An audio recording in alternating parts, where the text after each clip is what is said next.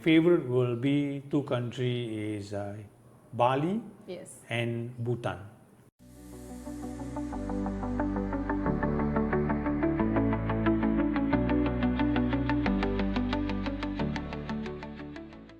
Dan orang bilang kalau dunia itu luas, ya memang luas, tapi ternyata dunia itu juga sempit. Anyway, hidup di hospitality yang sebelumnya narasumber ini saya sempat bertemu dan bekerja bersama di tahun 2004. Nah, tiba-tiba ketemu di island ini dan sesuatu yang sangat menarik untuk diketahui dan menginspirasi kita. Yuk kita kenali lebih dekat dengan narasumber kita dan kita perkenalan dulu. Hi, how Hello. are you doing? I'm good. Okay. Can you tell us a bit about yourself and what you're doing right now? Oh, thank you for the opportunity today to ask me this question. So my name is Tamu Krishnan. I'm from Malaysia. So at the moment I am in Turks and Caicos Island, which I've been here before in year 2000, 2010 to 2012. And now I've been here almost 3 months working in one of the 5-star resort and as a food and beverage manager. All right. Yeah. And when was your very first time going abroad and what was the reason behind it? So the first time I still remember I was 27 years old. The first time leaving from Malaysia straight to Turks and Caicos because we have a sister property which is opened in Turks and Caicos. What was the reason is the opportunity was there, and I'm a person like to travel, so I think this opportunity I want to take because I can travel also working, so it will support my travel plus whatever I needed. So that was a good opportunity. I think that's why I took to learn more and go out from Malaysia. All right, that's nice. How did you feel when the first landed in a foreign country? First landed means actually I fly from Malaysia to I think Japan to US and then Miami and then I had the visa and so we landed in Turks and Caicos was a bit of shocking because coming from metropolitan country. Yes. And you landed and there is no airport and it's like are we in the correct country? Yeah. So is year 2000 I think Turks and Caicos is just developing. All right. So there is no road and all that. So when coming, we a little bit of shock coming in the immigration. You see the bush. And then came out is like it's not like an airport, but it's a lot of people waiting outside. So it's kind of a third world country, I would say, because that was a shock. I think, I would say that the facility was not there. Yeah. All right. Yeah. But you see so many tourists came here on that time, or it just like the building or facility is just started building up? I think it's quite empty. That time is I think there's not many resorts in Provo. So I was in a private island. So we need to go to the private island. So I'm not very sure about Provo, but I think I still believe there was beaches, sand, and other resorts. So, All right. Yeah. So to travel, where you get a stopover in US, do you need the US visa as well? Yes. I think this the first time they gave us 10 years because it's arranged by the company. So I did not apply one-to-one. All right. So the company applied. So we were 3 person were traveling together. I still remember there's three, one Indonesian, 2 Malaysian. All right. So we had a 10 years visa. So that's why we go through US. Yeah. Oh, okay, that's nice. And what was the biggest culture shocks you experienced on that time? Culture shock, I will say that because we come from Asia, we have a culture. Yes. We have a respect, we have how to welcome our guests. But coming to the Caribbeans is more to like friendly type. There's no Casual that style it's of- more yeah. casual. It's no like a very respect way of what we do. You know, we put the hand together and we say welcome. So you don't get that kind of culture here. Is more to like is friendly. I think is more to Caribbeans and American style. Alright, So it's a culture shock for us from especially coming from Malaysia or Thailand, Indonesia. Is you travel, the way of welcome are different. Do you work a lot with local people as well who working with you? Yes, we need to the first experience we have to train the local people who does not have a hotel experience. All right. To bring them to a level of 5-star was not easy, but we make it few. There's many is in and out, so we had make it few actually success and stay become as a 5-star industry. And the rest at the moment currently I'm working with also locals, which is 90%, but some are also very good, some are also you need a lot of training, and because the culture is totally different than what I bring. So not going to change everything according to my style, but also tune up a bit of where we can do better. All right. And what was the most exciting part about being in the new country on that time? I think exciting when you are young and you travel and you see different things, which is not in Malaysia. Here is more relaxing and is happy. There's near the beach, so your mood also actually change. You feel like you are vacation, but you are still working. And you earn money as well. And of course you are paid in USD. Yeah. So that is the, I would say, triple benefit. Right. So you are not stressed every day driving in the city, go to work, get the bus and all that, but you actually like a luxury living style. Yeah. That's nice. Okay. How did you find your first job abroad? Was it easy or challenging? The first job,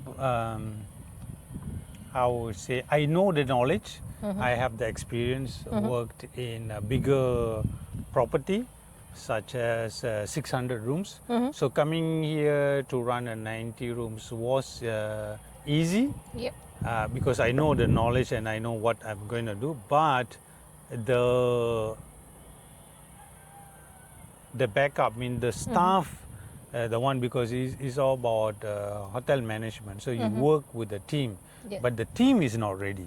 So that was a challenge. So the challenge is more like training them to get what you do. That was a big challenge because it's not easy, because this is something very new to them. Yeah. So it take time, training, patience, keep going, and never give up. So it make you there. Okay. Yes. So let's say like one person to get all the knowledge that based on the expectation of the company or whatever, how long they get trained and then they're able to do the job? Oh, I think it's an ongoing thing. It almost takes years. Wow. Yes, because you can't have someone living in North Caicos, which has no hotel experience, and our job is to train them to a 5-star hotel. It's not easy. So, true. but some are. That's why I say some are stay, some are leave. Some are stay, and some, when you train them, some leave.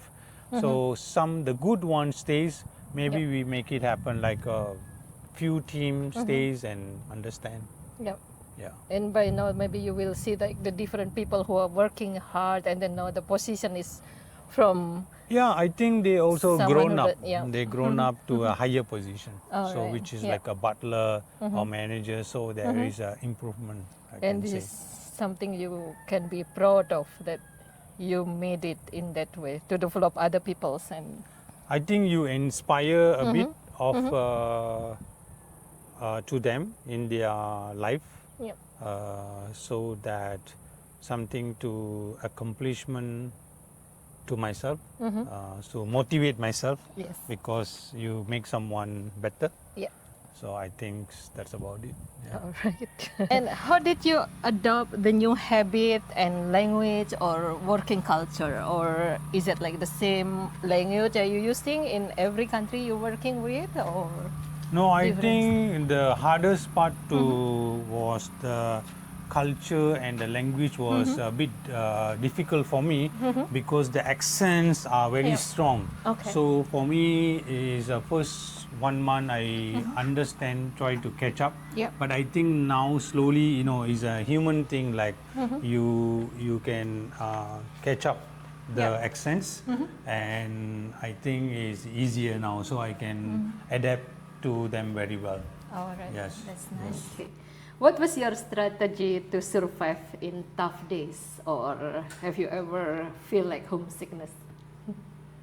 Our strategy to survive is, I think, mainly the mood, how you react to what's happening to you. So the most important part, I think, patience and calmness is very important. Whenever is a pressure moment, it's a pressure moment, that what is the best you can do is don't react. Okay. Just don't react to anything. Don't Okay. react anything. Just keep quiet. Just listening, absorb, Yeah. not, and then just take note, and then just walk away. Or sometimes you need to just be calm. So that's the part strategy I learned. And of course, when I miss home, that's more to work. That's work very well, because the moment you have rested for 1 or 2 hours, and then your mind think more professionally how to solve the problem. You should not solve the problem immediately, because you are not steady in mentally. The other part is miss home. I learned to cook my own food. Okay. Home food. That's What is your favorite food? my home food is my mother's chicken curry, fish Alright. curry, Okay. vegetable curry. The rice is there, Yeah. and that's make me happy, because like so once a week I cooked, Yeah. and when I feel home, I just eat it. I feel at home. Oh, that's so nice. Yeah. yeah, that's the way I survive. Do you find any like political situation in workplace, and how do you dealing with this situation?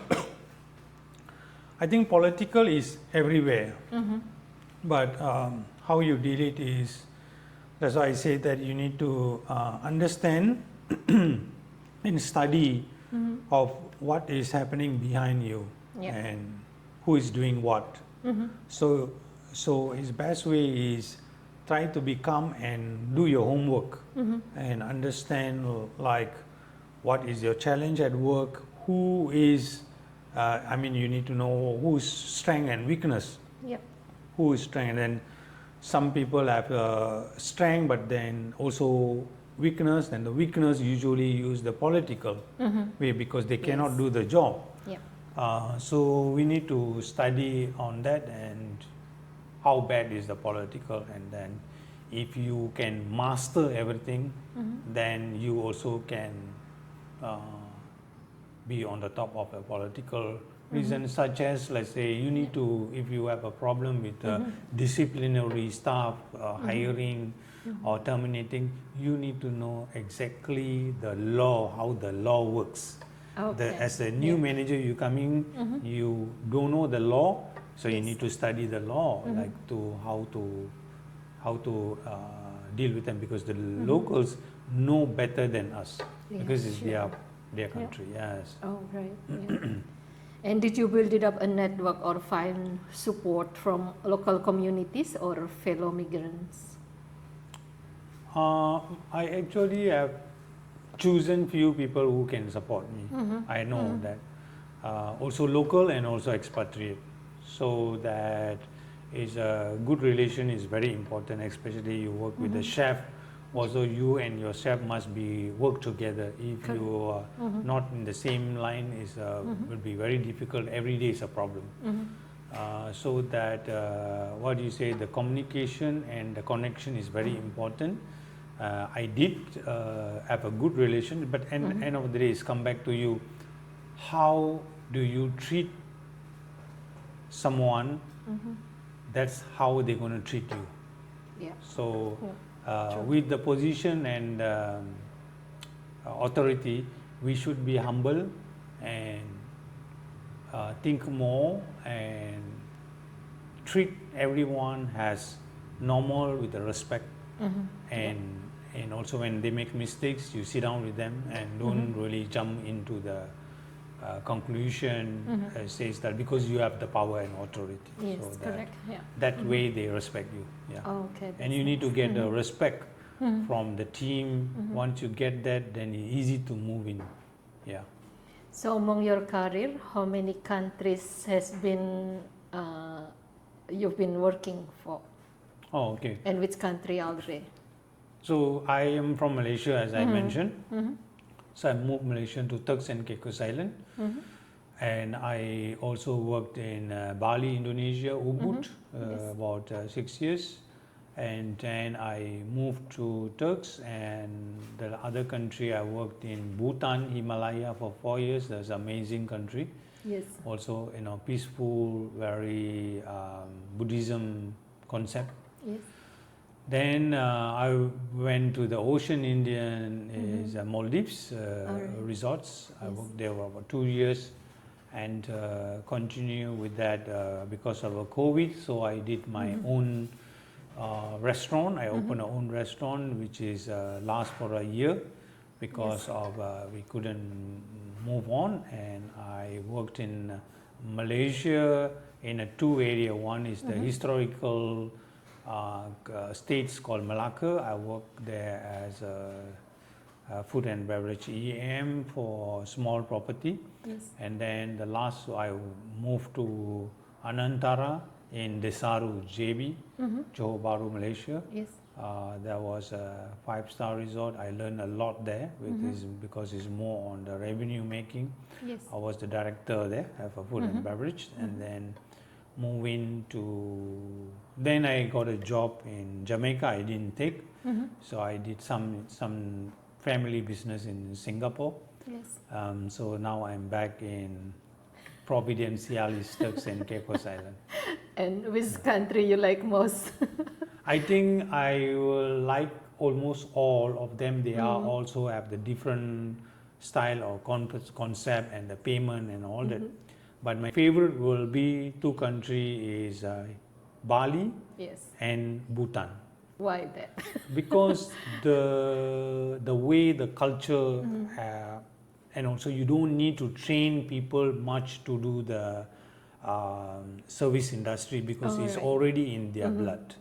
And so that's it's not only make my life easier, but also is good to see how they welcome their guests to their country. So they take initiative, not only the restaurant, but they believe that Bali is for example, Bali or Bhutan, they expect they represent the country, not represent the resort. Oh, right. So and Nice. also this Bali is a country with full of knowledge and creativity, which is you can adapt and learn to pass on to the different country. All right, that's nice. If looking back on what do you think was the key to your success working abroad? Consistency. Consistency, I think, is a bridge to accomplishment and also success. Because if you one day you do something and then you don't practice next day, it doesn't work. So I think every day you wake up in the morning, you dress up, you show up, you never give up in life. Yes. So that the consistency is the bridge to success. Okay. So mainly anything you do, be consistent. Your knowledge, you go to school, you work, you eat, you exercise, everything has to be consistency. If there's no consistency, I think that's one word I practice, learn until today. All right, that's nice. And what do you wish you had known before going abroad? I don't think so I will know, because once you go overseas, then only you discover. Okay. So probably when I go for holiday, I always Google or I YouTube what's happening there that I can do better. Yeah. But going abroad is certain things you can read it, but then once you are here, you learn more actual situation. All right. So I have no regret or want to learn something before. I think is the best way. Even though you study so much about the product, when you go there, you actually see what you study and the products are actually work different way. So it's better to face knowledge, and then you go and you learned about it. So I don't think so I want to know anything before. I think it's more fun and exciting to go there and learn things. Yeah. And what message would you like to share with anyone who dream of working and living abroad? Go with your dream. And because my dream and somebody else's dreams are different. So for example, I say my dream is more to traveling. Yes. So that's why I want to go overseas. Also I can take a lower salary, but I'm enjoying being in overseas, traveling. Yes. And from there you move on. But for someone to advise, I think go with your dream. And my advice is, it's exciting to travel. Travel is something fun. Because you learn new things, new ideas. Life is too short. Only memories stay with you. Yes. So having a lot of money also no good, because a lot of memory is really good with you and it stays forever. Yeah. Thank you. Thank you very much for today, Tambu, to be one of our source, narasumber kita hari ini. Terima kasih banyak. Jadi semoga teman-teman bisa belajar dengan kesuksesan your life part, and then bisa terinspirasi dengan semuanya. Untuk teman-teman yang menonton channel ini, selalu like, subscribe channel ini, jangan lupa share dan komen setiap ada video-video dengan kita. Dan terus ikuti channel ini supaya bisa kita terus menginspirasi kalian semua. Bye. Bye. Thank you. Yes, thank you.